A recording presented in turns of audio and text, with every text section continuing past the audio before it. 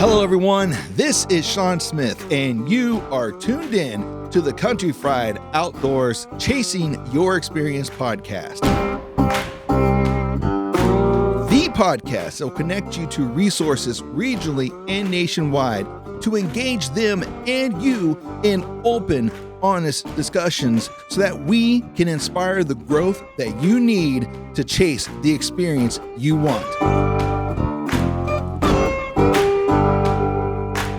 So strap yourself in because here we go. Hello, everyone. This is Sean Smith with the Country Fried Outdoors Chasing Your Experience podcast. Let me tell you, I have a great guest on the other line. I met this gentleman and a few members of his company at the Open Season Sportsman's Expo show in Columbus, Ohio, this past St. Patty's Day weekend. This gentleman is a Michigander who is running a company called scrapedoctor.com, and he is all about the science and the patterning of deer using mock scrapes. On the other line, I've got the scrape doctor himself. James, what's going on, man? Hey, how you doing, Sean? Thanks for having me. I sure appreciate being here. I actually really appreciate you taking time out of your day. Talking to you offline for a brief minute. You are a busy man, and I appreciate you taking the time to sit and talk with us. No problem at all, Sean. Anytime I can sit down and talk about deer hunting in general, but especially the mock scrape thing, I'm in. I can make up for that other stuff somewhere else. I think we all have our one true passion, and we're really good at everything else. We just kind of play by ear. But I do appreciate you taking the time to come talk to us. So you are new to the podcast. This is a new podcast itself. So why don't we take a few minutes? I'm gonna let you introduce you and how and who you are, where you've come from, your outdoor experience, all that. Just give us a glimpse into what the life of James is like. Okay, so you said my name's James Holm. I live in Michigan. I'm northern Michigan. We are right on the Lake Michigan coast on the northwest lower peninsula. We're 50 miles south of the Mackinac Bridge. We live where people vacation. So my hunting experience goes back many decades at this point. 53 years old now. I started when I was at 12 years old was the law then when we started with archery, and made my first mock scrape in 1985. And I was told at that point by all the older guys that hunted I was wasting my time. It would never work. Deer won't come to those things. They do their own. Why would you try to make them come to one of yours when just you can find theirs? Well, fast forward 35 plus years, and here we are now, and we all know that the mock scrape game is the game and the biggest game in town right now. It's on every podcast. It's on every magazine cover. It's just everywhere. So that's where we're at. My true passion is deer hunting and the deer world in general. It's very easy for me to get immersed in many hours of conversation with anyone that wants to talk about it. So this works well. Well, excellent. And I hate to do this and throw you under the bus like this. You said your first mock scrape was 1985. I was 1 year old when you made your first mock scrape. Yeah, I've actually, most of the people I tell that to, I tell them I made my first mock scrape in 1985, and they go, I don't think my dad was born yet. That's the answer I get most generally at a show or any event that I talk to people at. But yeah, so it's okay. I mean, and that's not a bad thing. It's like I said, it's the new big thing that isn't a new thing at all. It's been a really good kept secret for a lot of years, and now the cat's out of the bag. Yeah, it's kind of like saddle hunting, because saddle hunting is not technically new. It's new to mainstream, where everybody's getting into it. It's not new. People's been doing it, probably about as long as you've been doing your mock scrapes, which it just goes to show the experience that you have and the valuable resource that you're going to be for everyone for this podcast that listens to this. I will say this though, I'm starting to buy into the mock scrapes a little bit more. I've kind of dabbled in them a little bit. Like I never really fully committed to one, and I just recorded a podcast. It was back on around my birthday, which had been March 9th. I sat down with 3 individuals who all had like Buckeye Big Buck Club deer, which they all have to be over 140 inch typical, 160 not typical. So one guy was a 209, the other was 173, and the young lady, hers netted down to around 160, I think. And they all pretty much had said at some point in time they had used a mock scrape. I'm like, sounds like there might be something to this. And lo and behold, I come across you guys there at the Sportsman's Expo there in Columbus. And I'm like, all right, let's give this a shot. So you've got a lot of experience in it. And I'm kind of newer to it, but obviously we met because of Scrape Doctor and your business. So what is it? What do you do with Scrape Doctor? How did it come about? Like just introduce us to it. Well, Scrape Doctor actually is a company that my wife and I thought up. Like you said, I've got a lot of years of this stuff. Used other things similar to this. I've used real grapevines, other ropes that I've done myself through the years. And I've just taken all of that stuff that I've already used, and some of it did work, some of it didn't work.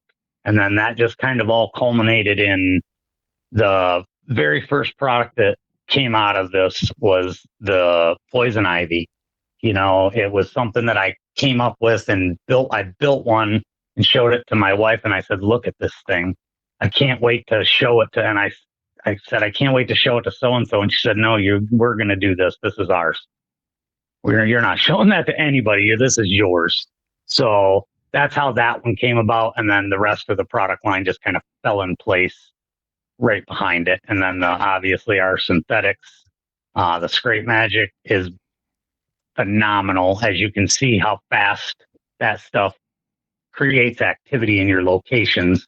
You've seen it firsthand for yourself now. Yeah, it goes under 6 hours. I went and set it. I went and set it it was a Monday. I went out, set it, and then use your synthetic scent there on it, and I walked away. It wasn't 6 hours later. I had a doe in there already, rubbing, nuzzling it already. So, yeah, I gotta say it works.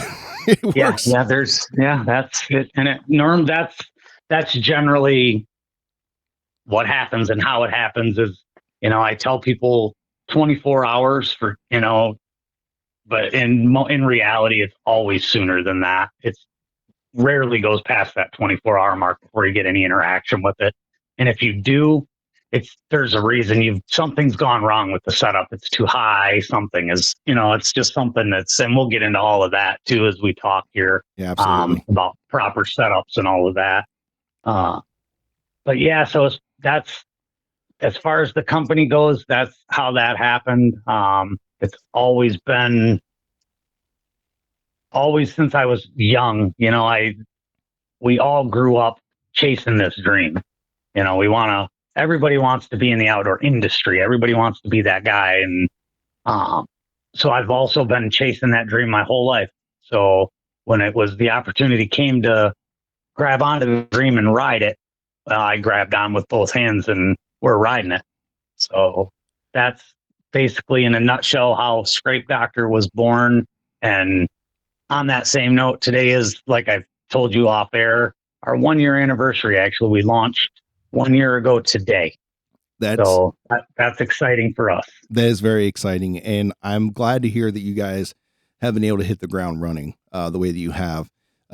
Sometimes it's really hard to get into the market in today's market because, like you said, everyone has their passion to be in the outdoors. They want to break out into the outdoors and outdoor industry, and it's really hard to do that. And you guys have found a niche that works for you, and not only the niche but also your sincerity and your beliefs. It's coming to a culmination that's coming into a positive thing for you. And I'm very excited for not only you and your wife and the rest of your team, but also for your company and your product line, and actually really looking forward to see its growth and development over the next several years. So, and I'm really appreciative to have you on the podcast. Like I said, I certainly appreciate being on here, and I'm excited to get some information out there for everybody to hear and learn from, hopefully. And it doesn't matter if you're brand new at this, you're just making your first scrapes, you don't have any idea what you're doing, you're just doing it, or you're the other guy who's been making mock scrapes for 40 years or whatever, like I have. And then for whatever reason, something that he hears or sees from me on a video or whatever clicks in his head, and it completely flips that switch for him on his success with mock scrapes, because he's been doing it this long for a reason. He's had some success, but we all want better always. Nobody's ever satisfied with what they've got, and that goes for deer hunting as well. We're never happy. We always want to be better or kill bigger or whatever. And I've kind of backed off of that whole, we got to let him go a couple more years thing. I'm to the point now in my hunting life that if my heart pounds hard enough, there's a good chance that deer's probably leaving with me. I'm not going to. Amen. I'm with you. And I'm not the guy that's going to belittle somebody else for the choice they made. It may not be a deer that I would shoot, but they're not going to hear that come out of my mouth publicly. I'll never say that to someone. Oh, I would have never shot that. Because that's how you drive people out of hunting, not bring them in. Yeah. And somebody brought it up to me on the last record I did that hasn't aired yet. He's like, we've commercialized the harvesting or killing of big mature bucks, and we don't, and with like to the point where it almost is, it almost has a negative impact on hunting in general. Because you hear that from people say, oh, I can't believe you shot him. Oh, you couldn't have given him another year or two. I've had people tell me that with some of the deer that I've shot that went Pope and Young or higher. I'm like, okay. It's like, right. I'm like, I'm happy about this deer. Whatever you can think whatever you want. And as I've gotten older, I let those comments kind of slide off my back anymore. Yeah. I'm like, I just don't engage in the conversations. No. I just let them roll on by. And, if you don't like it, you can always scroll by, especially in this day and age with social media. You don't have to stop and argue. You're not really there. You can scroll right on by and you'll forget about it in just a minute. Right. And I'll tell you this, I seen the same look on a young man's face that came in to the last scoring event that I sat in on, that brought in a deer that scored 90 inches. And he had the exact same smile on his face as a gentleman who brought in the 209-inch deer.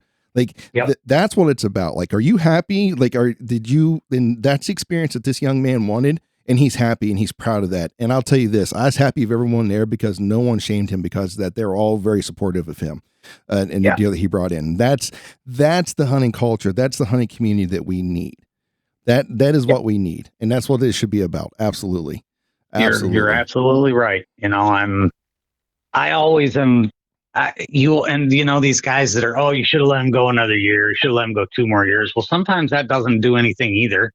I mean, sometimes an 8-point's only destined to be an 8-point, just a regular old 8-point. Mm-hmm. Doesn't matter if he's 15 years old, he's just going to be that regular old 8-point kind of buck. Not every deer gets to be 150 inches just because it's 6 years old. That's not how reality works. No. We've got deer here. I know I've got deer on the place where we hunt that are 6 years old and they don't carry more than 6 points, 6 or 7. It's just, it's genetics. It's where you live. Now that same 6 or 7 6-year-old buck in Ohio, Southern Ohio, or Southeast Ohio is going to be an absolute giant most of the time because of age and genetics. Yes. So apples and oranges when it comes to that. And you touched on this a little bit ago. Things have gone the other way for deer hunting now. Now we talked about this at the show as well. It's become a rich man's game. If you don't have a ton of money to spend on your gear, you're almost laughed at because you're look at that Walmart gear that you've got. Well, Walmart sells that kind of gear for a reason, because not everybody can afford to go to Cabela's and triple up on what they got to spend.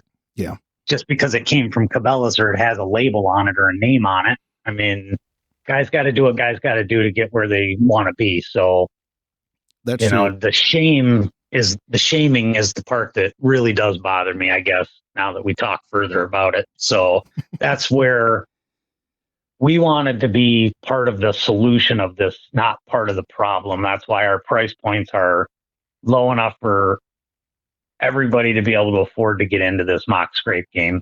You saw what we had for prices at the shows. And even our regular everyday retail prices are in where most guys can afford it. It's not something that's out of reach of the normal guy, the average deer hunter. Uh, I I want the average deer hunter to call me on my phone at 10 o'clock on a Saturday morning, right after he just killed his best buck because it was coming to one of our products in his mock scrape. I don't care if it's a 105-inch 7-point. I want that guy to call me at 10 in the morning. I don't need some guy to call me and say, hey, just so you know, I killed a 200 coming into one of my scrapes in your stuff, because he's not as excited as that other guy, the average guy. Right. So that's a valid point. That is a valid point. That 200-inch mark has become the norm. Everybody's chasing 200. For some reason, that's become the mark to beat, to hit. And probably because it's becoming more and more attainable every year, it seems. More and more 200s fall. It does appear. Well, not to be the devil's advocate in this, but maybe that's a testament to our management strategies these days, allowing deer or potentially the ability to grow deer to that size. Like, it's becoming more commonplace. What was it? I heard. So here in Ohio, the Buckeye Big Buck Club, they generally will bring in 13, we'll say anywhere between 12 to 17 200-inch deer into the club, so they go get scored. And that's not including ones that people just never got scored. That's not important to them. They're just happy to have the deer. So there might be some more out there, but every year in Ohio alone, they get somewhere between, like I said, 12 to 17 new entries that are 200 and above. That's a lot. That's a lot of 200-inch deer. There's 88 counties in Ohio. That doesn't mean that one deer was shot from every county, but I seen one this year at the last scoring event. He netted 209 as a non-typical, beautiful deer. And this gentleman, I'm telling you, he was the most humble guy I've ever met in my life. Like, it was a once in a lifetime deer for him. He's been hunting his entire life. He's mid 50s, and the stars aligned for that gentleman. And I couldn't be more happy for him. But yeah, we end up. I'm not saying. I don't know how I want to put this, but maybe that's a testament. Like I said earlier, maybe that's a testament to just our management strategies these days. And the unfortunate part of that management strategy is that shaming, is that abuse of that system. I would say, you give somebody a good system, there's going to be eventually somebody's going to abuse it. And that's just the nature of the beast. Like, that talks more about that individual person than it does the system itself. Does that make sense? I mean, and that's honestly, that's just kind of the nature of people. To find there's always somebody looking for an edge, so that creates that behavior that you're talking about right there, and it's just the nature of people. Yeah, we always want to be better than the next guy. And my whole thing with this is, as we progress along with this, with Scrape Doctor and that brand, and that includes me as the brand with the, carrying that name, because I do take pride in being the Scrape Doctor. It's culminated. This has culminated from a lifelong dream and a lot of work, truthfully, to get to this point. None of this was just handed to me. I can promise you that. I've worked for all of it and continue to work every day to keep it. So the knowledge doesn't just present itself because I go to sleep and wake up and there's something new in my head. You know what I'm saying? It's something you have to continually do and get that edge to stay ahead of the deer. Honestly, it isn't about staying ahead of the next guy. For me, it's about staying ahead of the deer. No, that makes total sense. And, today it's, I don't want to pick on today's generation, or maybe it's just, how we've become. Like, there's a lot of people here that just want that instant gratification. Like, just give it to me now. And they don't realize that's it right there. It's that you hit the nail on the head with that. We live in that. That is the generation, is the instant gratification. I call it the Amazon effect. Everything 2 days or less. Yeah, you're right. That's great. I've never heard it called that, but it makes it's perfect because that's exactly what it is. Everybody wants everything right now. And unfortunately, that doesn't breed success. Not Hardly long ever. term, not long term success. No, I just read I think I can't remember who wrote it or where I know I read it on Facebook somewhere, but they were talking about big bucks on properties. I mean, that specific thing, and guys have, they get a property, they get it set up, they have, they do what they got to do, put in the plots, put in the water, do all those things.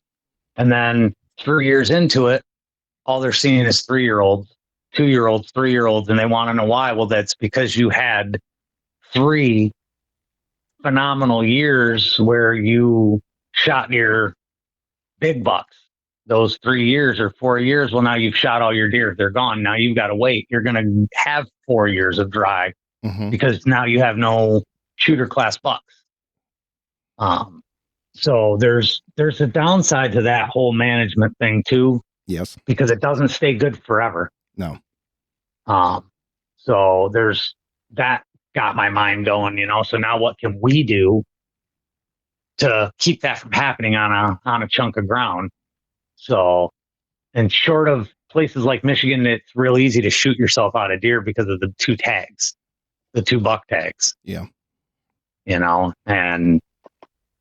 But there again, that the whole mock scrape thing is another piece of that puzzle that you can use to help hold deer. I mean, they will help keep deer on your property living, not just passing through. Right. Well, I tell you what, this is probably a good time just to dive into it then. Let's say I'm a mock scrape novice, right? So I'm going to lean really, really heavy on your years of experience when it comes to mock scrapes, setting them, hunting them, everything, like the nitty gritty behind them. So let's dive into it. Let's dive into the science that you have your PhD in, and that's mock scrapes. What do we got? Well, the science, honestly, is bucks make scrapes, are going to make scrapes. Whether we're making mock scrapes or not, they are making them as breeding posts, just scent posts, because there's multiple types of scrapes in the woods that we find. You're going to find the regular ones that you find in October and November that get made every year, generally in the same places as breeding scrapes. These bucks are doing these and leaving scent posts for does to come and leave their mark to say they're ready to breed. So now all the bucks are going to come to those scrapes because all those bucks are looking for a girlfriend. So from those scrapes, then you come into these satellite scrapes off of a breeding scrape. I call them breeding scrapes. I'm sure somebody somewhere will say I'm calling it the wrong thing, but that's okay. So then you take that breeding scrape, and most of those are going to be generally the same size when you find them on the ground. And I know that doesn't sound like it's important, but hang on, there's more coming. So they're all going to be garbage can lid size, roughly, somewhere in that size. A metal garbage can up to a big plastic trash can, that size scrape on the ground. Okay. So then now you get satellite scrapes off of that are satellite breeding scrapes, which is that buck in particular. One buck in particular is making a scrape line, and he's trying to lead these does back to that main scrape to get them to mark that, so he knows which does in heat and where he's got to hang out, where he's got to spend the bulk of his time. So then you get those scrapes in October, November, sometimes into December, depending on where you live. And then you get the communal scrapes, which is exactly what that rope you hung up is going to turn into now. And those scrapes on the ground generally get really big because the bucks will come during October and November when they're making their other breeding scrapes, and they'll blow these scrapes wide open and turn those communal scrapes into a breeding scrape. Well, then it just stays active year round at that point. All the deer parade through there. These scrapes become car hood size and bigger. And then what you have after the communal scrapes are satellite scrapes from that, which are strictly communication, and you won't see much scraping on the ground under these very small. scrapes under those on the ground. It's all about that branch at that point. And now that all of that said, let's back up all the way to the beginning of that statement of this whole conversation where we're at right now. And all mock scrapes, the focus is the licking branch, not the scrape on the ground. It should be called mock licking branches, not mock scrapes, because I very rarely put any focus on the ground. It's always on the branch. It's always on that licking branch. That's where the communication happens, is up there, not on the ground. They're talking to each other in those limbs and branches and leaves and whatever's left there, whatever kind of tree you've got. So it has very little to do with what's on the ground and everything to do with what's in their face. So the science of it is we're using things that the deer are doing anyway, naturally, instinctually, and we're using that against them. We're turning that against them by making our own mock scrapes with a mock deer. So to them, it's just a mock deer. There's another deer there, but they don't know who it is. They don't know where it is. They can't find it, but they have to keep coming back to see if it's showed back up again. Well, of course it has, because it never left. It was never there to begin with, but once it showed up, it never left, even though it's not really there. And those deer don't know that because they're deer. They can't rationalize, you know what I mean? They're animals. So to them, that deer is still there, and why do I keep missing this deer? So it's instinctual, and it's all in their DNA. It's in their head. We're completely in their heads, and turn them on themselves, basically, to continually visit. And that right there is, once we do that, you've triggered that instinctual need to find this other deer and find out why I can't find them and why they keep coming back here. So that scientifically it's just all instinctual to the deer. We're triggering their instincts with our synthetic preorbital gland, the scrape magic. That's triggering this situation that they're in, where we're right in their head, forcing them to do what we want them to do when we want them to do it, which is in the daylight. So the beauty of the mock scrapes is they're a year-round tool. They don't ever stop. Once they're established and they're there, especially the ones like your new one there, those deer will be there continuously. They're not going to get very far from there at all. And if you add to that at some point, to that whole system, instead of just that one rope, if you add locations, now you will create the pattern that you read and see, where we say the pattern that is the scrape doctor. That's when that will begin. Patterning doesn't happen with just one mock scrape. You can't pattern an entire group of deer with one scrape, because the chances of you getting it 100% correct and turning it into the communal scrape on that property are pretty small, because most guys don't have that. They don't have that time and connection with the land. They've not been there long enough. It's a new property most of the time. They're trying to figure it out. Mm-hmm. Like you just said, they want that instant gratification, so they want it to happen right now. Right. And sometimes it's just not feasible to have it right now. But like we talked about off air too, with yours, your deer are already on a pattern, and now it's just to tighten that down just a little more, to create even so that now that it'll be every day instead of a 3-day pattern like yours are on now. Now we break that down, and now maybe it becomes every 2 days. And then the next thing you know, it'll be every day. And you'll be updating your plan on your cameras to get more pictures. Yeah. Looking forward to that. That's a great bill. Hey, before we get... that's Go ahead. Well, before we get too far into it, I want to circle back on a couple things real quick, because Yeah. when I first talked to you at the expo, you kind of opened my mind to a different perspective about mock scrapes, and that's when you said it's more about there's two things you said that actually caught my attention, and just to circle back on them real quick, Yeah. the first was that it wasn't necessarily the scent and the marking on the ground. It was the licking branch that was the most important. All right. That's number one. And number two was when I asked you, I said, so when should I set this? And you're like, oh, like today, like now. I'm like, Yeah. really? I'm like, most of the time when I do mock scrapes, if I ever did them, it was, it was pre-rut, or is in that time frame, was always in the fall. I never in my mind has it ever crossed for me to use one in the I guess quote unquote off season, like as early as March and April.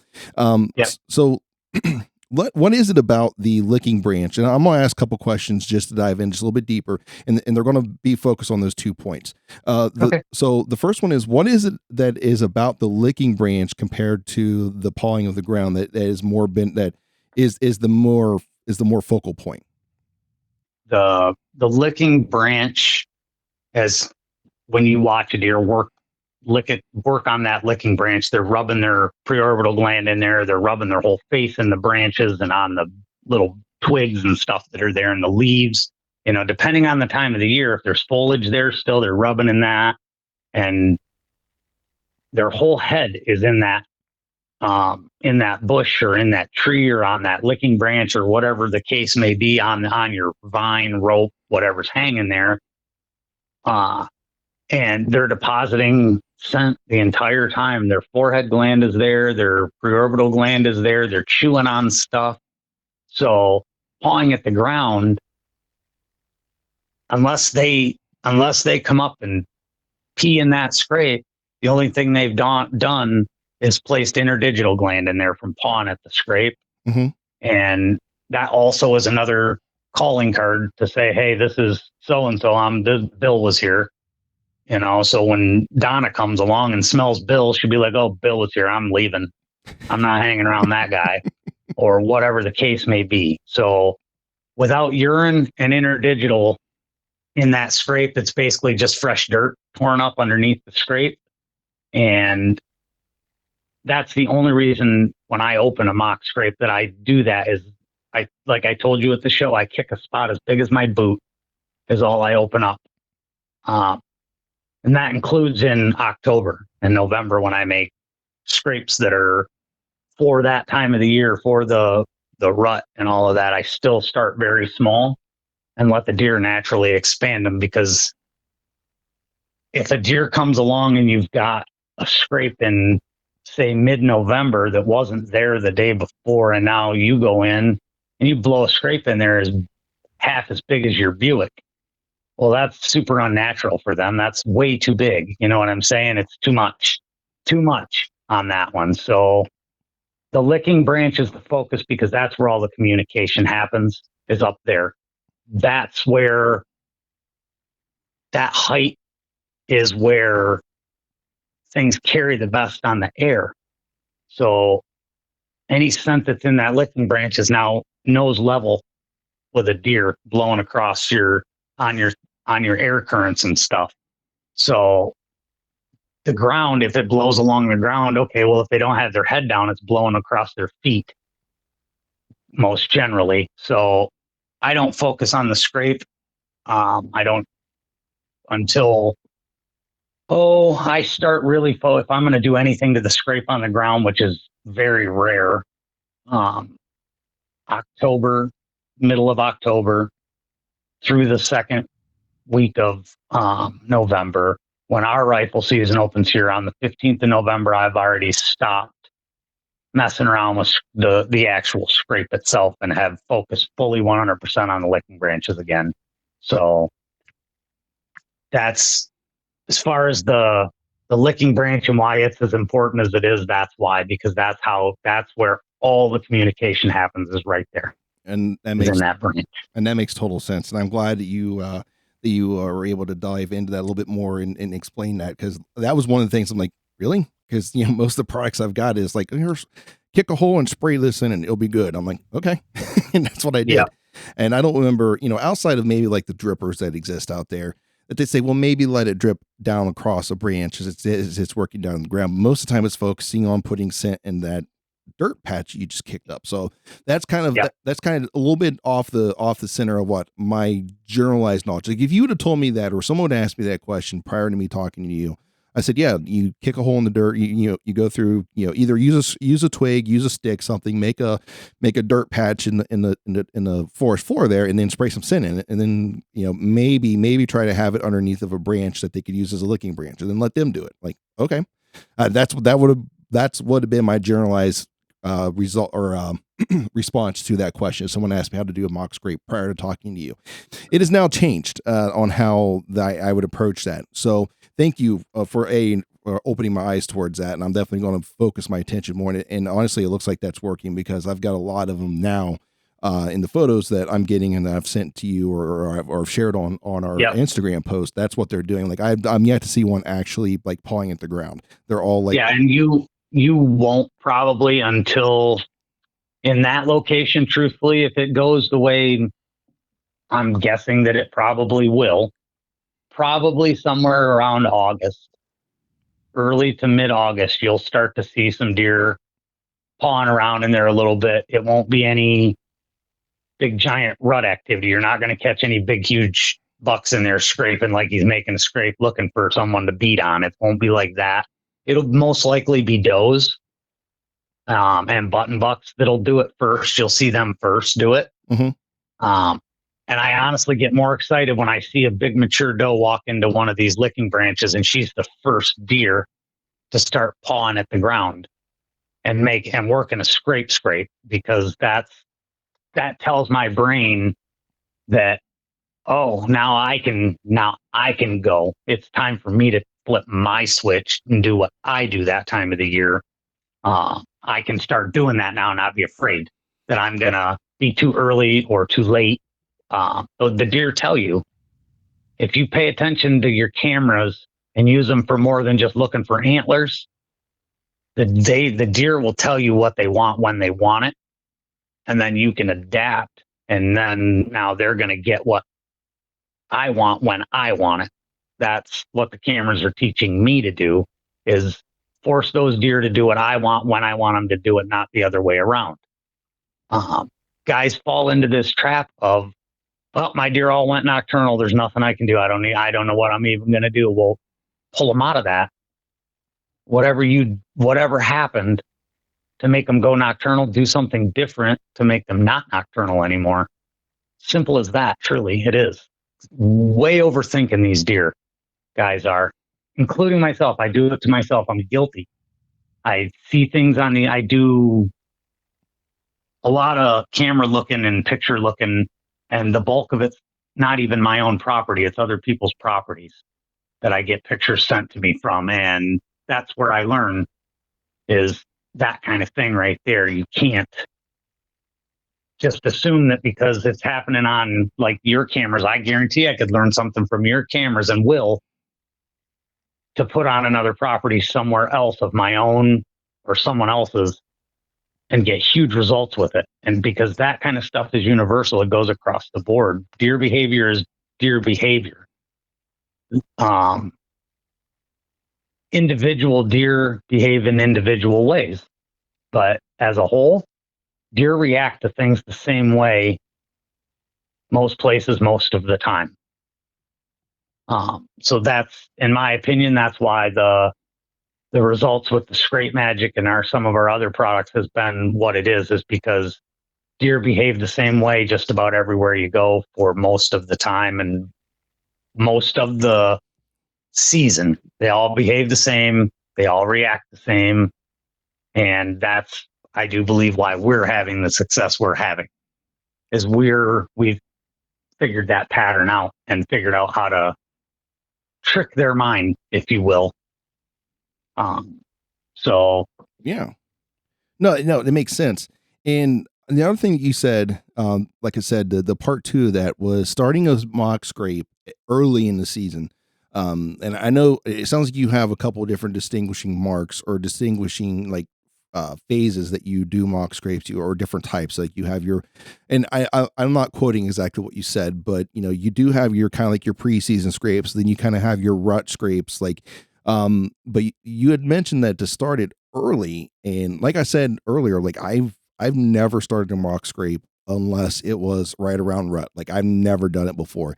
And it kind of threw me off for a loop for me. I'm like, well, I'm gonna go try it, and I did. So kind of explain that a little bit, like why the reason and my reasoning. I won't say the reason, right? but my reasoning behind it is okay. So you're gonna start your mock scrape in say preseason, so September. That's what your mind tells you that's when you should make your scrapes is September because that's when you hunt. October, November, December. So you go in, you make that mock scrape. You get a few visits in September and you're like, oh, or you get one right away is what normally happens. And now you're excited. And then the deer come and they go and they come and they go. And you still haven't figured out what's going on and why these deer aren't consistently hitting this mock scrape. Well, it's because it's because you didn't start it in April and get them working it and get them in that pattern soon enough. And then you go out and you're all done in December and you pull out whatever you've got in there. You just take it. Grapevine hanging there, you just take it down, or whatever you've got, you take it. Now it's not there anymore. So those deer go back a couple times to visit that. And then if they're already not on a regular pattern and it's starting to become a pattern, now they show up and you've taken it away and now the pattern is broken. And those deer now will move on and go somewhere else and do what they were going to start doing there elsewhere.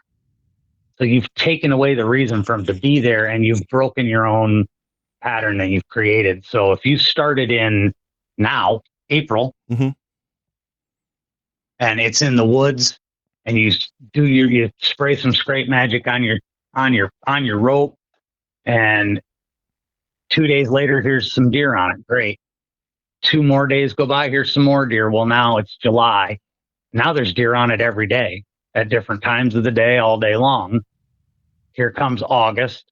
Now there's even more deer on it because now you're going to go out, you'll refresh it last part of August. And then you go into September when you would normally think that you're going to start a mock scrape is in September. You're already 6 or 7 months into this. And those deer are fully committed to that spot, to that pattern that they're in. And it's mostly at that point in time, you're going to see a lot of does and fawns together. Bachelor groups will come and go together to these locations. And then October comes and you're hunting that scrape. And it's continuous now. You've got constant action there. Season ends in December. You go down your last hunt. You go down to your rope. You spray it one last time for the season and you walk away and you just leave it there. Now you're not going back until spring, March, April. Refresh it then. Don't even bother with it until then. Just leave it. The deer are going to continue to come and work it. If you're in there shed hunting in the middle of in the winter or whatever you're doing, spray it then if you walk by it. But you start now or later is what it amounts to. Because if you start the pattern in September and then take it away in December, you've accomplished nothing. You've given mock scrapes a very unfair shake is what you've done. You're not going to get the results like one that's been hanging there. And it isn't because it's seasoned or any of that. It's because the deer are caught in that pattern now. It's not because the rope hung for a year and now they're used to it. Those deer were there to begin with. You just took it away from them in December and now they've got nowhere to go. And they're like, hey, where'd that thing go? So they go find somewhere else to do what they were doing and they're not coming back. You're not going to get them to come back. Well, that definitely has changed my mind on when I'm going to use mock scrapes. And that makes total sense. And I'm glad you shared that. And like I said, I'm probably going to be visiting your store here to get a few more spots up and running. Because that makes total sense to me. And the pattern, and that's what most people say. Like if you can get a pattern on a deer or just a deer, that is like 90% of the game. Once you know the pattern of the deer, then it's successful. The next thing obviously is daylight. Like you can't kill a nocturnal buck. Like if he's nocturnal, he's nocturnal. It's not going to happen unless, like you said, we do something different that draws him out of that nocturnal pattern, or the deer in general out of that nocturnal pattern. Because I think there was some of the things that we used to tell ourselves as hunters, like if I went and did a mock scrape, when I go to hunt, I'd go refresh it during the day with the idea of making this deer think that I'm another deer coming in here during the daytime to refresh this mock scrape. That was the idea behind it. But your product line or your strategy is not necessarily going in there on a basis just to refresh it. Like you're looking at long periods of time between refreshing, because you're allowing the deer to do the refreshing for you. So, correct. and making them, basically make themselves more of a daylight walker versus a nocturnal animal because of that. So yeah, that is interesting. So, and then the flip side to that daylight nocturnal thing is, like you said, you can't kill a nocturnal buck. No, but you can kill his daylighting girlfriend, because she's going to be there in the daylight, which means he's going to show up there in the daylight, because he'll come there in the dark to find her and she won't be there. And he won't find her in the dark. He won't, you know what I'm saying? He'll be back in the daylight, because that's when he'll realize quickly that all the deer are there in the daylight. He'll show up one time and see all these deer hanging around in that area and then be like, oh, this is where I need to be. Right. And that's exactly what will happen. He will be nocturnal no more. Well, no, it doesn't make sense for him at that point in time. Right. Especially, at least in that very small, that limited window that you have, there in November, and then probably again in December and January, depending upon your doe population and their age structure, and buck to doe ratio. Anyways, so yeah, that's I'm excited, to be honest with you. I'm excited. Like, I've never been more excited to do mock scrapes, and I'm not just saying that because you're on the line with me. Like, no, I'm really, really fascinated by the science of mock scrapes now.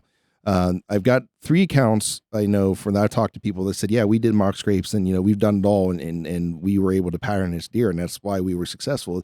They had a couple other things that they did. I'm not going to say it was 100% just all mock scrape. There was other things that they did as well. Right. And that's just it with our pattern, with our system as well. It isn't just mock scrapes. I mean, we're using all the other things to our advantage as well. Food plots, water holes, forced movement, changed travel patterns, just all of the other things that everyone else is also doing. The only huge difference is the focus on the mock scrapes for us. We focus obviously heavily on that to help do what we know that they do on our properties. So, and it's, again, every place that we set the system up, the thing you have to do is get people to trust in the system that it is going to work. I mean, you have to believe in the mock scrape systems and in mock scrapes in general that they work and that they're effective, or it probably isn't going to work for you, because you're going to want to mess with things and change it to what you've been taught through the years. And we're slowly breaking that mold of what used to be common knowledge, and the only way, the right way was the only way. Back in the early 90s, late 80s, early 90s through the mid 90s, these guys, these deer hunting aficionados who were the best of the best were just flat telling people wrong information on a lot of things when it came to mock scrapes and the way to set them up and some of the things they were doing. And slowly we're getting people to realize that outside the box sometimes is better than crammed in it. So I'm doing things that are a little unorthodox and a little, well, we'll say a lot unorthodox and a lot different than most people. But the results are speaking for themselves. Yeah, well, it's only just a couple hundred years ago everyone thought the world was flat, and you were stupid if you thought it was. If you thought it wasn't. Well, there are still people that think the world is flat. Well, listen, there are some people who are very hard-headed. That's a whole nother episode on this podcast. I know, right? But the point is that there's it takes someone who think outside of the box that's willing, not only, it's not just a thought outside the box, but actually be able to collect the data, analyze the data correctly, and present the data to where it makes sense. And it's not a lie. It's not, you're not lying. You're not arguing beliefs, but you're arguing facts on how we, Right. that's how we grow. Like, cause we can all believe, like yeah, there are people who believe the world's still flat. Okay, fine. Like, here's the thing about beliefs. Like, you can't disprove a belief, and you can't prove a belief. It's just a belief. Now, Right. Facts, and it doesn't matter what the facts say. Like, if you're that hard headed into it, like, that's how it is. But when it comes to facts, like, those are provable things. And when you have the ability to collect the data, and it sounds like you're doing a great job at it right now, because I know every photo that I post, you're like, hey, can you send that to me? I'm like, absolutely. So I'll send you whatever I have when it comes, because you're collecting data, you're collecting facts, and you're growing your knowledge base, and you're able to present it, because just talking to you right now, you're able to present it in what's easy to understand. It's not a line of BS. You are coming off as as very forthcoming, very truthful. Like, this is what we've seen. This is what we've noticed. This is what we present. And this is the facts, the data to back it up. And that's how we change. That's how we move the bar. That's how the bar gets moved. That's how people grow. That's how our hunting strategies change, and how we become better at what we do as we are chasing those experiences that we want. And once again, I appreciate your time on this, and I'm taking notes down myself, actually, as we're going, like, okay, this, and this. I'm like, excuse me. I'm already taking notes. I'm like, I'm about to dive headfirst into the whole mock scrape thing. So here, get your pen ready, because here comes some more about that. So the licking branches and the mock scrapes in general. You and I talked about this a little bit in Columbus. They need to be hung and placed at the proper heights and in the right places. You can't just go find a tree and hang a rope in it somewhere in the woods and go, yep, I just made a mock scrape. Well, if it doesn't make sense location wise, if the deer aren't going to be in that location more than twice a season anyway, you certainly don't want to put a mock scrape in there, because your chances are twice in a season of a deer coming near it. Right. And no matter how good your scent is, or whatever you're putting on your ropes or vines or whatever you're using, it isn't good enough to bring deer from a quarter mile away to get them to come there either, no matter what you use.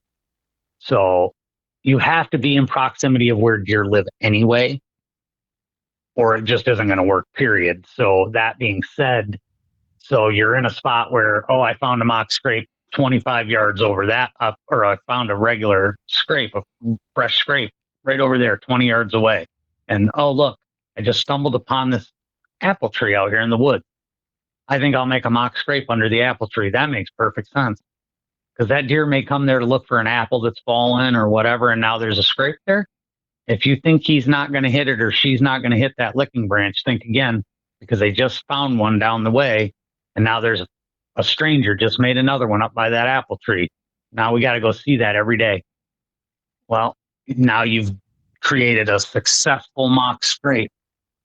But here comes the but. If you've hung that rope or whatever in there improperly and it's too high, all that's wasted energy, because the deer will walk right under it, not smell it. They won't pay any attention to it. They're going to walk right past it. So the 125 yards away is still going to get all the action. And then maybe another one will open up the other direction 25 yards.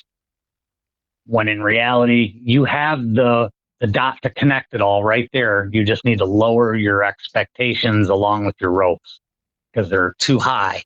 I see these guys hanging the bottoms of their ropes at their forehead. I've yet to see a deer that has a nose as high as my forehead. They don't. They're not that big. You need to bring those ropes down and hang them at your chest, between your chest and your belly button, depending on how tall you are.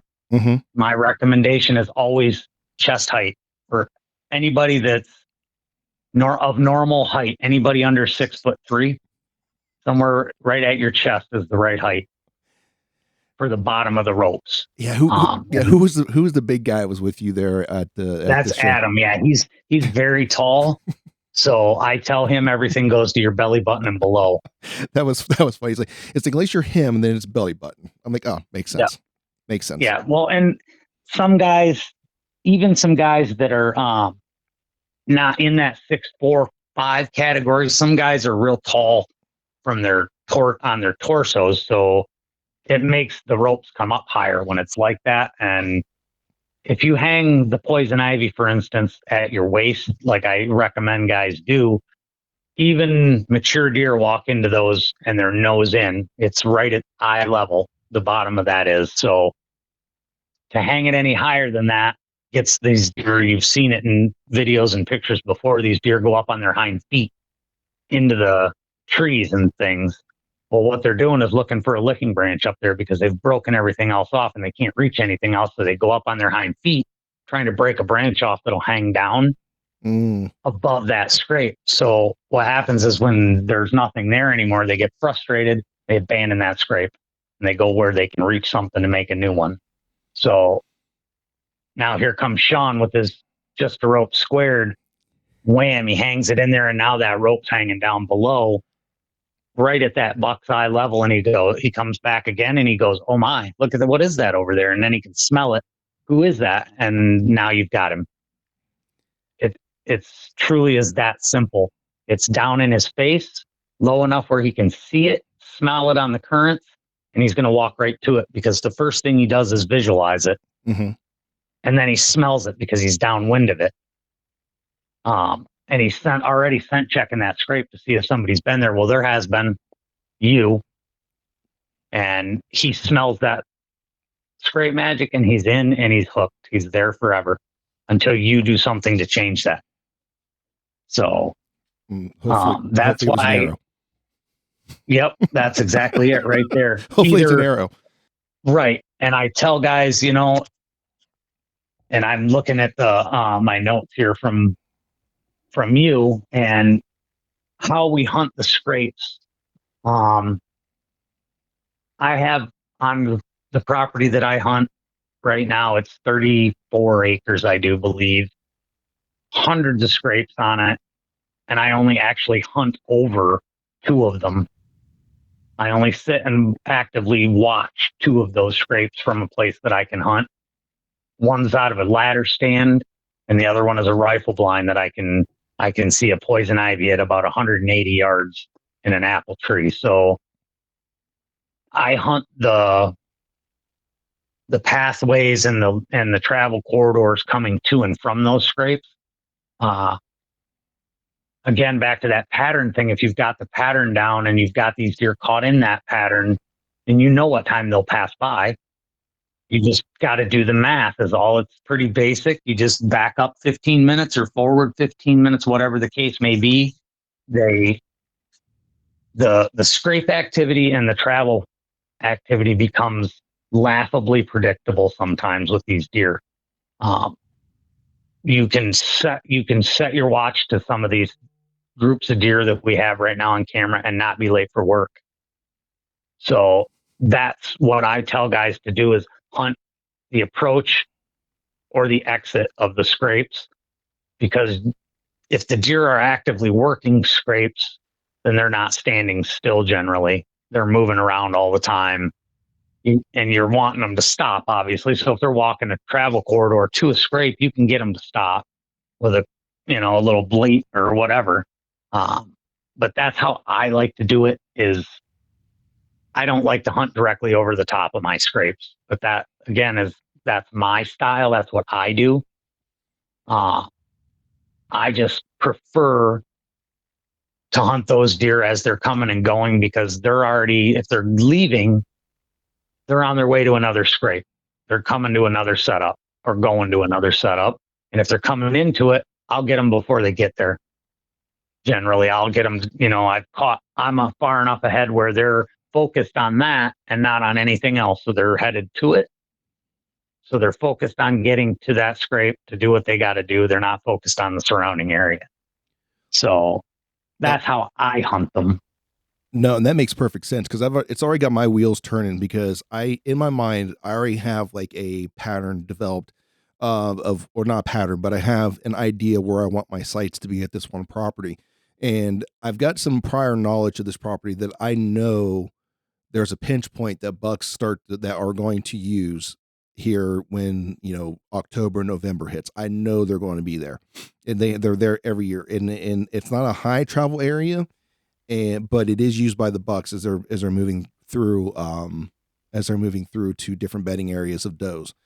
And the one that you see is up more towards like a bedding area that I don't go into a whole lot. That's why I like running a cell camera up there, because it can just take care of itself.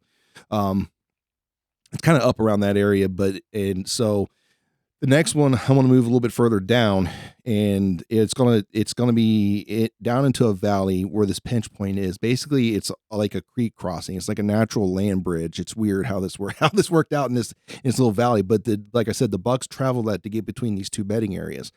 And I think I'm going to put another one down there if I'm correct, if I'm thinking of this correctly. I know they're there. I know does are there as well. I've had pictures of them there. It's not too far outside of another bedding area.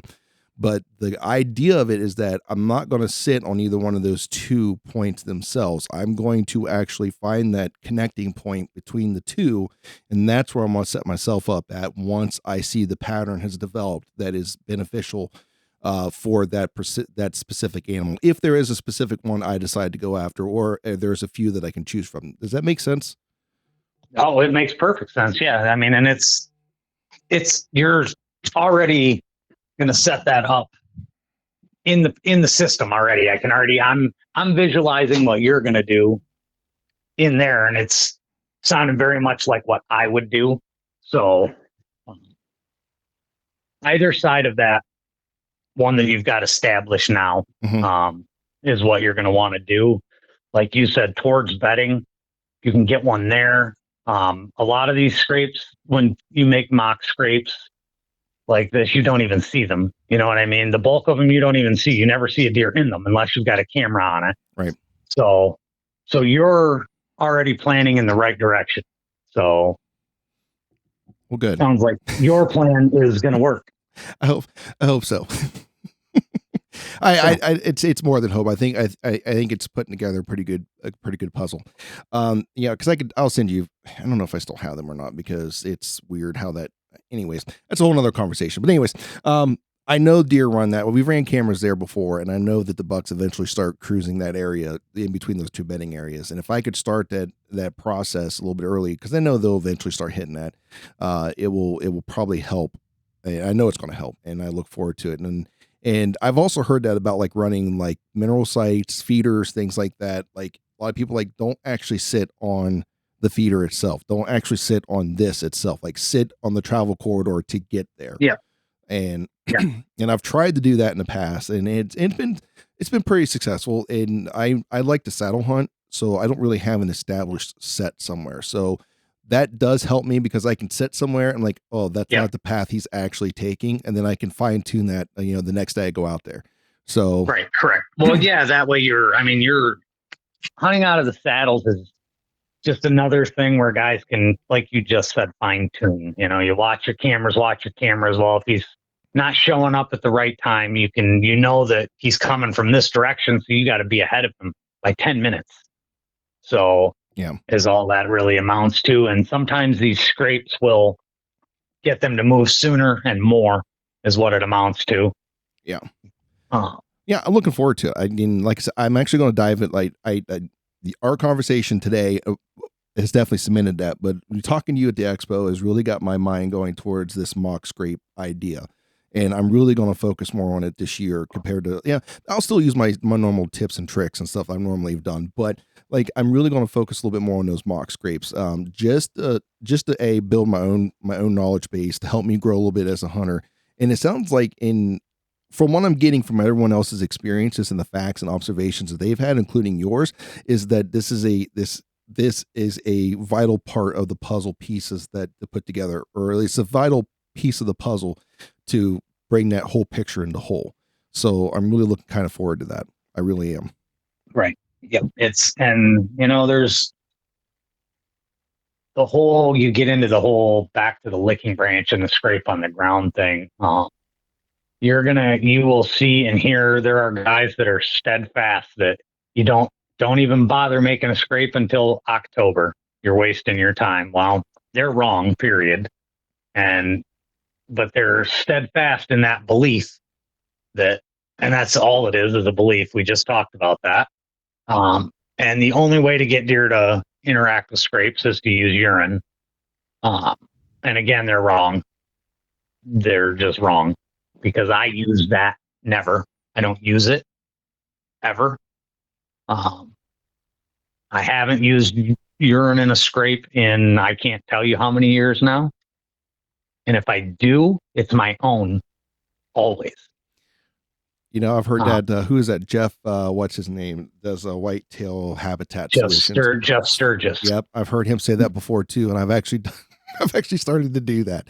I'll go out there and I was like, well, they'll pick up on it, and he's like, no, it actually starts to break down where it's just pee at some point in time. Like it's 20 minutes after it hits the ground, it's ammonia. Yeah, it's like, so it doesn't really matter. I'm like, oh, all right, well, and so.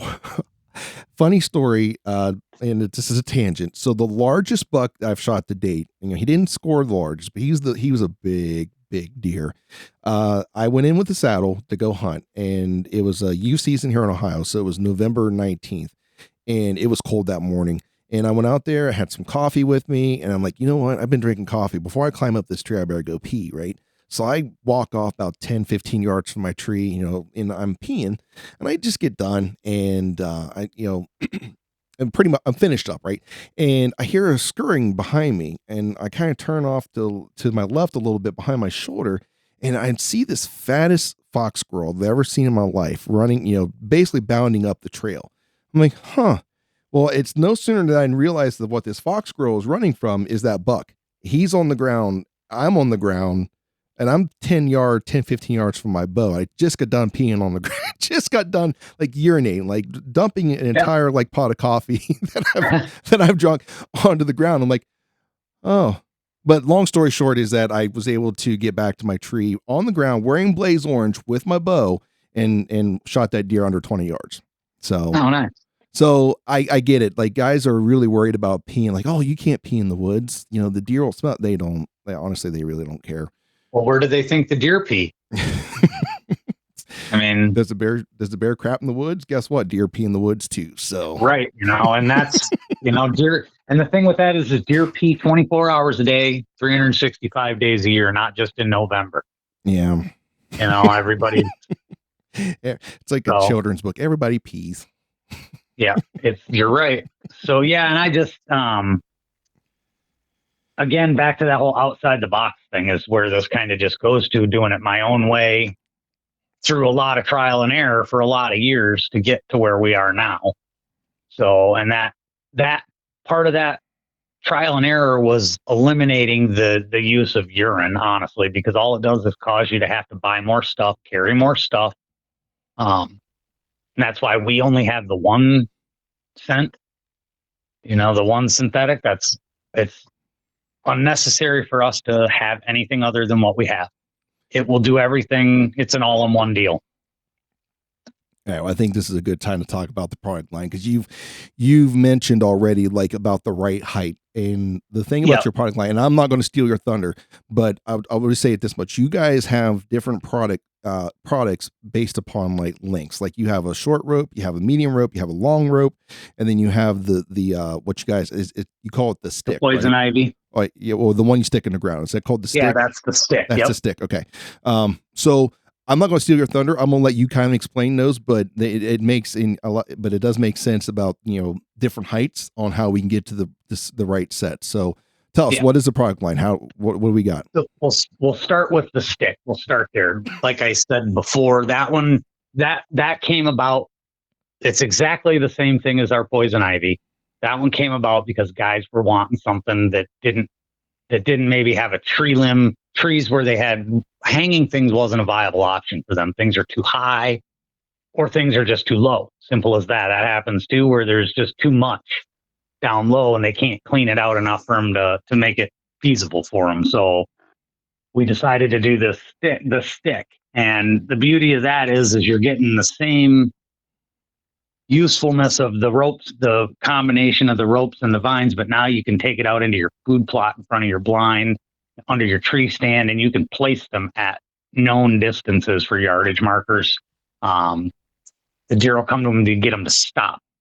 Broadside positioning of the rope and the vine in the right spots, in the right places, will get them to stop broadside every time, because the approach is the same every time on the scent check. They make a big loop around it, smell it in one way or another, they're going to end up broadside to you. So that's where the stick fault comes in, is it's just more of a portable version of that poison ivy. The guys can move it around in their food plots, near their food plots. I always recommend guys use them, if they're going to use them like that, to use them as a stopping point to your broadside, and as known yardages for, whether it be with a gun, a crossbow, or a compound bow, whatever you're using. If it's, if you can have it stretch it out a little further with a gun and get it out 85, 90 yards where you'll get them broadside.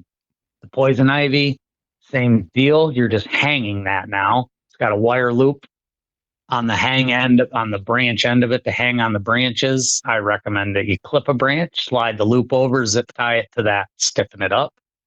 Again, waist high with that vine and rope.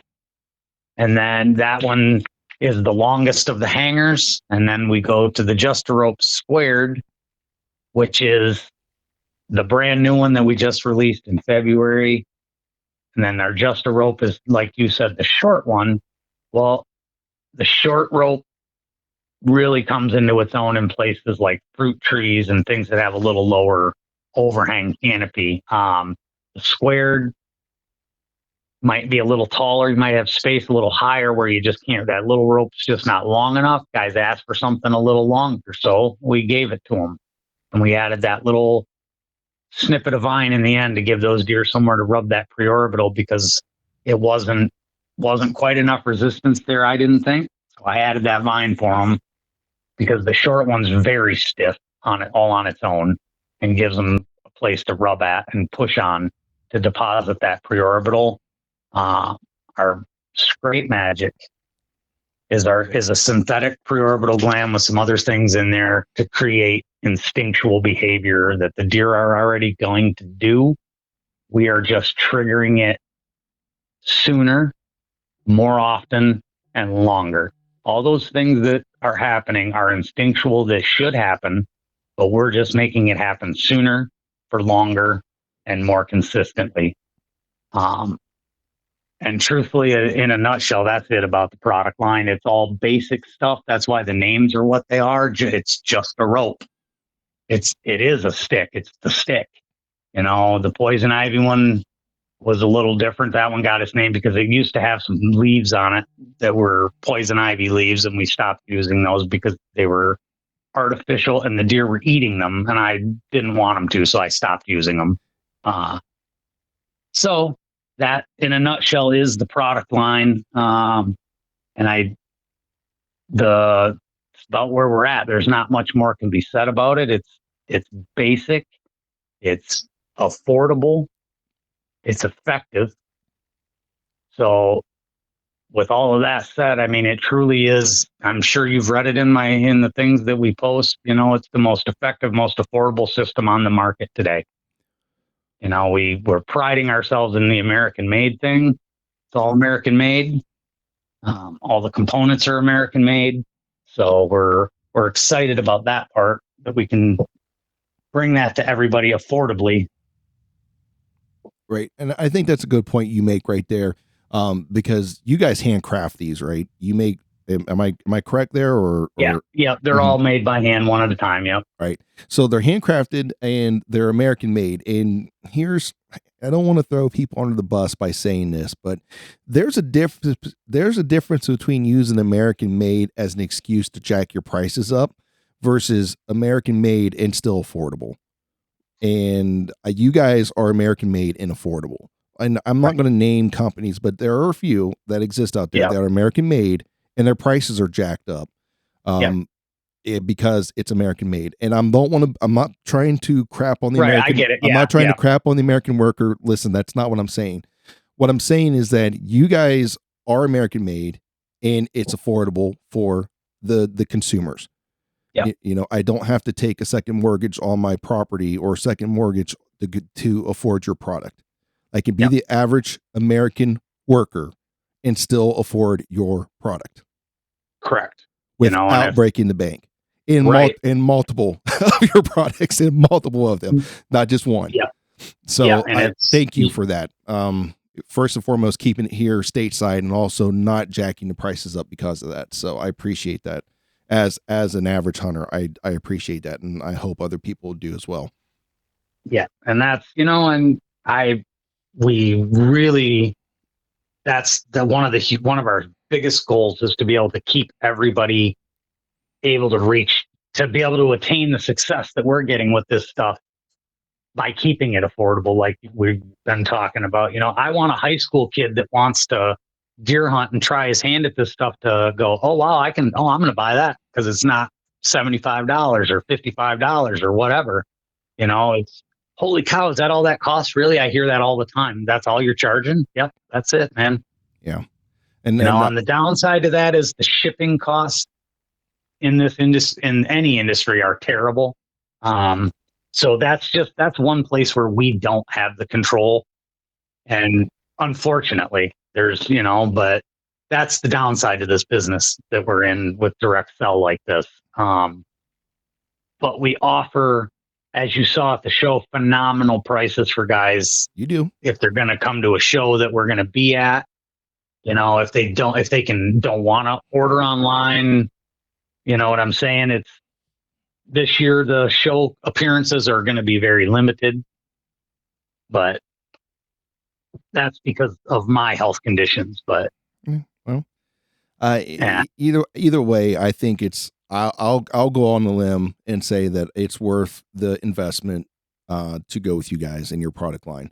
You know, I know I'm new to it, but you know, so far, like the results plus the evidence you guys are more than happy to share of the product working is enough to persuade people if they want to get into this type of, they want to get this next piece of the puzzle for themselves as they're chasing their own experience.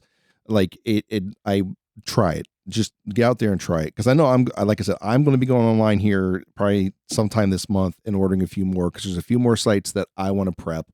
And I do want to focus on one part of your system here, and that's your scrape magic. I notice it's synthetic. Yes. Why did you guys select synthetic versus a natural derived scent? The bulk of the reason, honestly, the main reason is cost effectiveness and affordability for the consumer. Okay. Makes total because sense. It's synthetic stuff is much cheaper than natural. That's no secret in the industry. And again, it just goes back to, we want to be part of the solution, not part of the problem when it comes to that kind of thing. Because with a bottle of Scrape Magic at $12.99 retail, and with shipping, it's under $20 to your door for a bottle of Scrape Magic. And for that amount of money, you are 100% hands and feet above the rest of the people around you making mock scrapes on properties around you, even if they're on the same property as you. If you're using that over what they're using, you will outperform them, natural or otherwise. But and that's the other thing is, I've used the natural stuff, real glands and all of that stuff, and I get better results with my own than I do any of that stuff. And I've tested and tried, and I'm not a one trick pony. I know that you have to have more than one tool to make the toolbox full. Right. So I have used, and you know what I mean, other stuff through the years. So again, though, it goes back to cost effectiveness and affordability at the consumer level. Truthfully, that's the bulk of the reason why. No, and it makes sense. And I think honestly, I'll be honest. If you're going to come with one product line or one scent line that you're going to use for your products in today's market, and what I'm seeing, you're probably better off going synthetic, because there's probably going to come a time here soon in the near future, right, that a disease, or rather, belief systems. I'm not arguing beliefs, but states believe in Right. this, right? That CWD and a few others is going to force people into using more of a synthetic Yeah. scent, because they don't want natural scents out there because of the fear, or the potential of there being those prions, or whatever, or whatever these diseases, their vehicle that they use to spread. They Yeah. don't want that to be there, and they don't want to take that chance. So Right. I honestly, I think synthetic is the way to go if done right, and it sounds like you guys have you have done it right. Yeah. Obviously, I mean, the proof is in the pudding. Like the Yeah. end. Like the proof is in the pudding. Like I don't have to sit here and sugarcoat it. I don't have to sit here and make up stories. I don't like it. It's in the. Go to your Instagram. Go to your website. Go wherever. Like here is the proof that this works. The end. Yeah. Yeah. There's, like I said before, the proof is in the pictures and in the videos. You can say what you like, say it doesn't work all you like, but I can prove you wrong 1,000 out of 1,000 times. So, and again, guys also have this misconception of mock scrapes that if a deer walks up to your licking branch and doesn't just absolutely throttle it with their antlers or their face, it didn't work. Well, I beg to differ, because anytime a deer actually walks up to your mock scrape, it worked, because it walked up to your mock scrape. It didn't stand 50 yards away, scent check it, and go around it. So if they're in proximity of it, it worked. If you get deer that is sometimes a deer checking a mock scrape and a licking branch is as subtle as they walk by, they take a pause step, turn their head towards it, and continue to walk. They scent checked it from 5 yards away. And if no deer that's unfamiliar to them has been there and they smell their own scent on it, they don't have any reason to walk over to it and lay more scent. There's zero reason for that deer logically to do that in their own mind, and they won't. So that is a great point. Yeah, I didn't mean to cut you off. Sorry. No, you're good. You're good. Because they're honestly, when it comes to that stuff, it isn't any different than you and I. Sometimes they just don't feel like talking, so they walk on by. They don't have nothing to say. That makes total sense, and I'm glad you brought that up though, about they don't have to sit there and thrash it, because honestly, I look at some of the photos, I'm like, I wish they were like rubbing on a little bit more, but that makes more sense to me now that you said that, because how many times have you been in the woods, and everybody who's hunted deer long enough know this is what they'll do. If there's something that they're cautious about, they're going to circle downwind of you to smell you. Even if they don't see you, if they smell you, they're gone. The game is over. Yeah. It's like, it's done. Like they'll see you. You can get away with being seen more than you can get away being smelled. If they smell you, the game is over. It's done. And how many times have you had a cautious buck that wasn't 100%, like you've either blind called or you maybe grunted to him? He's going to, if he's cautious, he's going to circle downwind outside of your effective range, because he's trying to catch your wind to see who's there before he goes walking into it. Right. And same thing with that mock scrape. If he's cautious of it, there's two C's here. There's curious and cautious. If he's cautious, he or she, I don't want to just say he, I don't want to focus just on he's, but he or she is going to circle downwind. And if it's still cautious and something they don't like, they're going to leave. Right. Now, if they're curious, right, if this is enough that it sparks their curiosity, guess what they're going to do? Exactly what you just said. They're going to come in, they're going to smell it. They may not be aggressively rubbing against it, but they're coming in to smell it. And they're coming in for number one, you got a picture of them now if you're using a camera, or B, now you're there hunting. Just my two cents. Instead of them actually being cautious and avoiding it, they're curious now and want to see it. Yeah. And you'll also see too, you've got a fairly good family group of deer coming to that rope. And now what you'll see is some new deer start to show up. Well, they may show up in the dark. That may be what happens for you, because a lot of times that's what'll happen is the new deer will show up at night. And like I told you about that buck, well, nobody's around at night. So they come back during the day to see what's going on. And then now they're there during the day. But what you'll see, you said cautious. Well, sometimes those cautious ones, and generally it's the does that will do it, is they'll come up and they'll get just close enough where they can do that full body stretch their neck out as far as they can to sniff it. Yeah. Yeah. And then usually you get those pictures, and then the next picture you get is there's nothing in the screen. Well, the only way to know what happened for real is to have a video. Generally, what happens is they get stretched way out, and then when they get a whiff of it and realize that there's no threat, their back legs pull in, and now they're standing at the rope, and then you've got them. The other reaction, which we don't seem to be getting with our scrape magic, is they stretch out like that, and the reason you have an empty camera frame is they've bolted. They've spun and bolted and didn't get caught on camera. They moved so quick to get away. We're not getting that reaction. So, which is a good thing. You know, I don't want that reaction for any reason. So, and guys will say, well, you get that reaction because you're not wearing gloves and you're not doing this, you're not doing that. Well, I'm from the other side of that. I'm not a scent control freak guy. I don't wear gloves when I set my scrapes. I don't wear gloves when I do any of that stuff. I think it was you that I talked to at the show about this too. Deer smell people every single day of their lives, including mature bucks. They smell people too. They know who we are. They know what we are. Now, that being said, am I more cautious if I know I'm in an area where a truly mature deer is 6.5 years or older? Yeah, I'm way more cautious about what I'm doing. And I may be a little more careful about what I'm touching. I may not grab every limb and things like that. I may be a little more gentle with that stuff. But as far as handling the products with gloves and all of that, nope, don't do it. I don't let them age outside. Our ropes come straight out of the tubes and go right in the woods, just like yours did. That's what it did.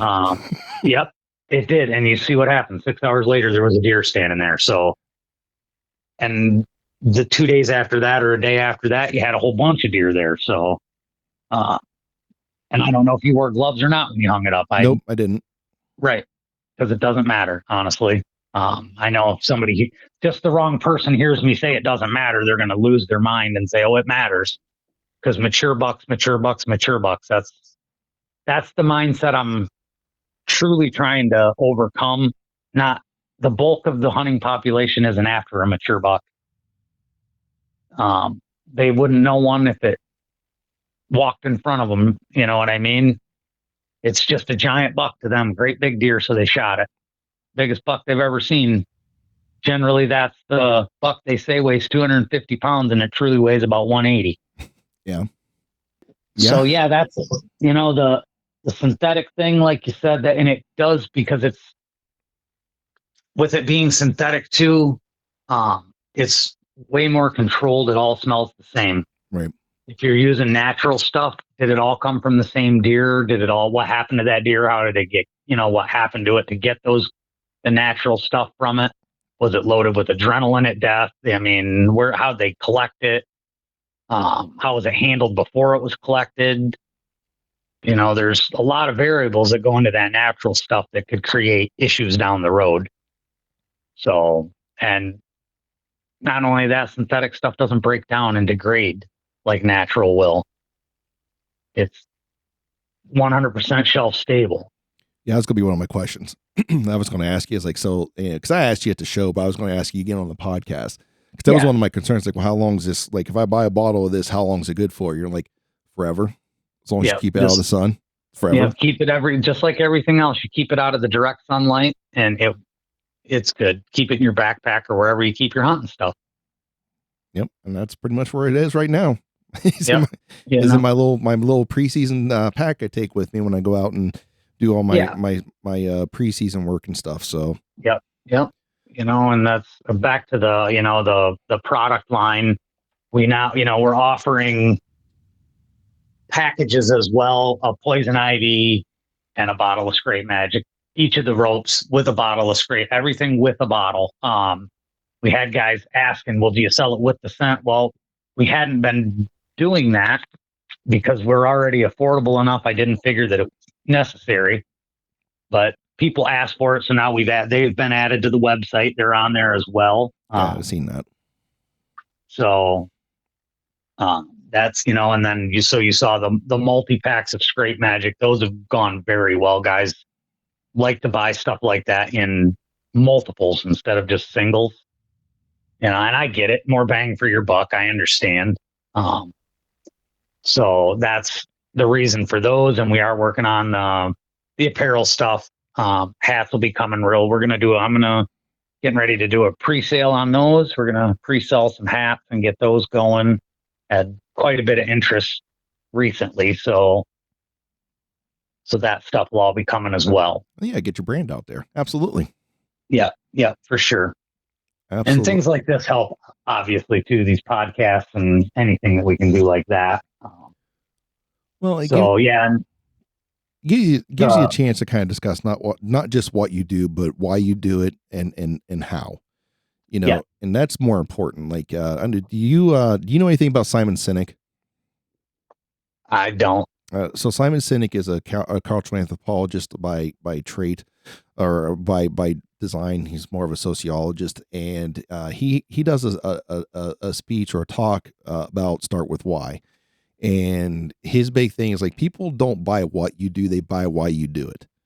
Yep. And he gives a few examples of like some products like Apple, and Apple, and then Dell but Gateway tried to come up with a MP3 player, but why didn't it work? But Apple's did. Apple's computer company, so is Gateway. So what's the difference?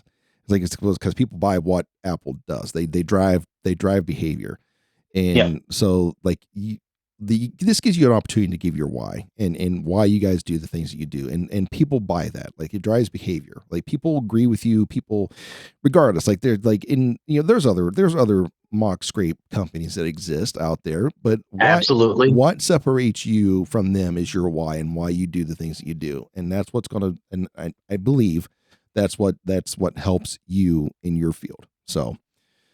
But I appreciate your time and effort on this. Is there any other final thoughts you got about the product line? Anything else upcoming? Sounds like you got some apparel coming, so people keep an eye on that. You got some. Yeah, we've got that coming. Like we talked about earlier, the show season. We are going to be back in Indiana the 13th and 14th of April it's the Grant County Sportsman's Expo in Grant County. It's Marion, Indiana. It's a brand new show. It's first year out. They've it sounds like they booked all the vendors that they can handle, that they can hold. So it's a sold out show as far as vendors go. So I'm looking forward to it. It's just another weekend of getting to talk to guys about deer hunting and what we do and why we do what we do. So, and getting this scrape magic in the hands of even more people. So it's kind of a hometown show for us. It's where my family is from in Indiana, that county. So, we've got a lot of ties there. I've got some people there that I know. So we're excited to get there and do that. And then as far as shows go, I don't foresee any more until September. The Woods and Water show in Imlay City, Michigan will be that show. I can't remember the dates off the top of my head, but it's always the weekend right after following Labor Day.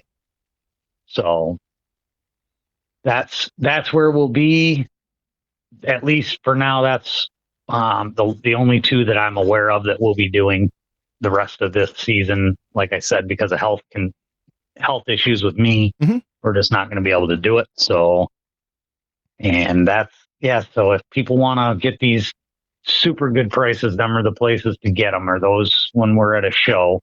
So good prices, no shipping. Come see them for sure. Yeah, for sure. If you're going to be in those areas, there. Yeah. Yeah, because it was a good deal that I got from you guys there at the show. And of course, it saved me a little bit on the shipping cost too. So, for sure. Where else can people follow you guys at? Where can they find you? Yeah, we're on all the social media platforms. We have a TikTok page. We've got an Instagram page. We're on Facebook. We've got a Facebook group page that's actually called the Scrape Doctors, Scrape Masters. That's the group page where everybody can, it's just a regular old Facebook page. And then Scrape Doctor is the Facebook page. Scrape Doctor 1 is the Instagram, and TikTok is just Scrape Doctor. And we do have I will have a YouTube channel. It's built and has some stuff on it. I just haven't let it out yet. So, but that'll be coming out as well. Well, good. All under Scrape Doctor, or Yeah, it'll be Scrape Doctor. Yep. awesome. Awesome. Well, looking forward to that. Hopefully, keep me in a loop when you go live with that, so I can come check out some of your videos and stuff. So Yeah, we'll do. Sure. Yeah, I'm assuming it's gonna be like a how-to or yeah, it'll be mostly how-to stuff, and I'll piece together clips of trail camera videos and pictures for tutorial stuff and things like that. Yeah. Because I don't do a lot of the hunt filming stuff anymore. I just kind of lost interest in it. It takes so much away from the hunt, setup wise and tear down wise. It takes a lot of extra time. So I've personally gotten away from that. If I'm going somewhere and somebody wants to film and they've got all their own gear, I'm all for that. But right. I don't lug all that extra stuff anymore myself. It is a hassle. It is a Sometimes. hassle. Yeah, there's a lot that goes into it. I have found though, in my experience so far, like it does help me calm down a lot in those moments, because I don't know what it is. I don't know if it's I don't want to say distraction, but I think it's a focal point for me to kind of help focus my mind a little bit more than just sitting there watching that buck walk in and start to get all hyped up. Like it gives me something else to do. Well, yeah, no, and I get that too. I understand that too. But like I said, it took a lot away from it for me personally. So like I said, I've got no issues with having a camera person along with me filming or anything like that. I just don't want to set it up and tear it all down myself and do self film. That's all. No, I get it. No, I didn't take any offense by what you're saying, because I totally understand. Like, you got to chase the experience that you want. And there's days I don't want to take the filming equipment with me either. Like, it is a hassle. And there's days I just want to go out in the woods and see what happens. Yeah. Yeah. To that point, there are days that I like to just go in the woods to be in the woods and not do what I do and be who I am. You know what I mean? Sometimes I just want to go in and plop down on a log and just sit there. And that's it. I don't want to have to put all the stuff in my mind and say, well, this pattern's happening here. And I want to not care in that moment. But no, I totally get it. I have those days. Yeah. I have those days. And, but anyways, is there anything else in closing you would like to say? I think for right now, we've said about all there is to say without going into a whole nother 2-hour episode of this stuff. So all I can say is I appreciate you having me on and taking the time to try to broaden your horizons. And we certainly appreciate the support that we've gotten from you since we met at the show. And I look forward to continuing on with you. I'd like to be on again if we could do this again sometime. As you learn, actually, is what's got me excited as you get further along in this. But yeah, that's kind of it in closing for me as well. I just appreciate the opportunity to be on and to get some of this out there and to get our brand some recognition, honestly. Well, I appreciate your kind words, and I really do appreciate you taking the time out of your busy day. And I do congratulate you guys on your 1-year anniversary. It's how fitting that we were able to record, which is April 1st today, record on your 1-year anniversary. I know you probably had some other things that you want to get out there and stuff. And I do appreciate, from the bottom of my heart, I really do, that you took time out on a good day, on such a special day for you guys in the company, to take, carve about 2 hours of your day out to talk to little old me on this podcast. So yeah, well, we're all just little old me's. So in the grand scheme of things. Yeah, and I'm glad. Man, that's the point that I made. Like, I said something along those lines. I was sitting in Colorado on top of a mountain. We were chasing elk last year. And I'm like, you just don't realize just how small and insignificant you really are until you see something. And for me, it was that landscape. Like, it went on and on and on. And that's just a small portion of this world. Like, you just don't realize just how insignificant you really are. And it was kind of calming for me. I was like, you know what? The stuff, the problems that I'm facing aren't really, in the grand scheme of things, that big. Just not at all. Take a deep breath, relax. The world's going to keep spinning. And just realize that you're just a very, very small part of it, and just do your best to leave a good impression on the larger landscape of it, and hopefully leave it better than what you found it. So You got that. So I guess the last thing that you can take from me if you want, and I say this a lot, and it's everywhere in print, is just remember that memories are forever and they're free. So you should get out and make some. that is a great way to close it. James, thank you so much for your time and effort for joining us here today. Thank you for such a great product line and also bestowing upon us the knowledge when it comes to hunting scrapes, creating scrapes, and just the general idea and behavior of deer when it comes to scrapes and the communication posts that they are. You've definitely have opened my eyes into a different ideology behind scrapes versus wait till September or October and make a mock scrape with some fake urine and move on. You've definitely opened and is going to broaden my horizons when it comes to that. And ladies and gents, with that being said, thank you for taking the last hour and a half of your day to come join us on this very special episode. I do encourage you to check out thescrapedoctor.com. Give James a shout out on Instagram and everywhere else that you can find him. The links for all that will be in the show notes, so make sure you check that out. And with that closing, ladies and gents, until our experiences cross paths again, or hopefully the next podcast, I hope you guys stay safe out there, and God bless each and every one of you.